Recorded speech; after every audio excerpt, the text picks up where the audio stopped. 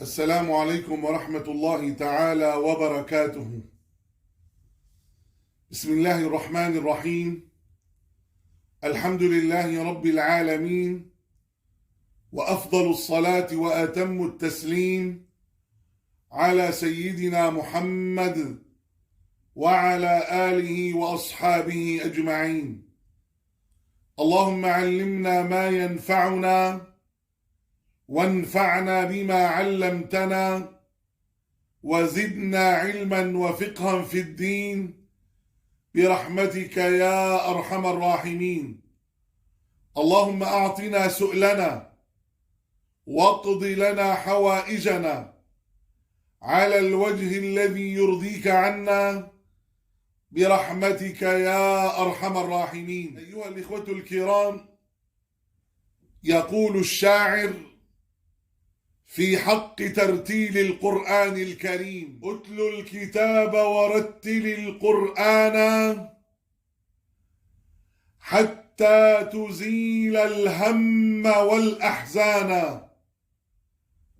اتل الكتاب ورتل القرآن حتى تزيل الهم والأحزان،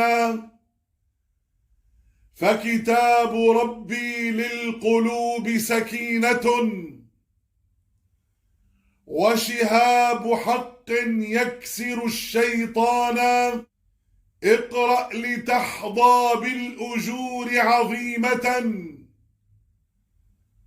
وتنال عزا دائما وجنانا. اقرأ لتحظى بالأجور عظيمة وتنال عزا دائما وجنانا. هذا كتاب الله يا باغي الهدى، متع به الأجفان والآذان. هذا الشفاء فلا تفارق درسه، واجمع له الأحباب والإخوان. وتدبروه تعلموا أحكامه، فالله أنزله لنا تبيانا. وتدبروه تعلموا أحكامه، فالله أنزله لنا تبيانا. يا رب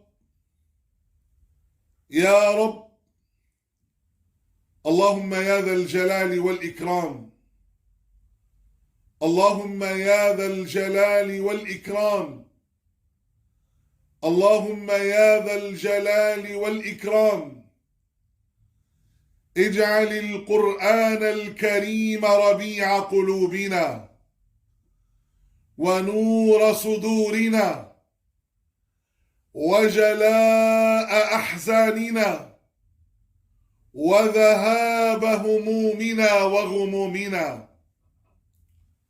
اللهم ذكرنا منه ما نسينا، وعلمنا منه ما جهلنا، وارزقنا تلاوته آناء الليل وأطراف النهار على الوجه الذي يرضيك عنا برحمتك يا أرحم الراحمين.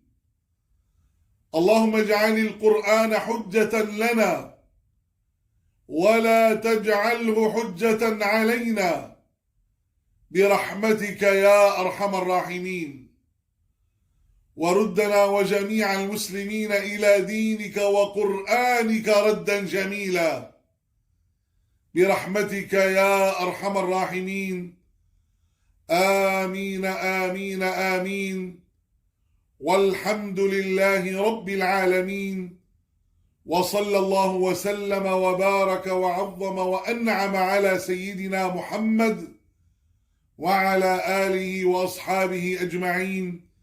والسلام عليكم ورحمة الله تعالى وبركاته.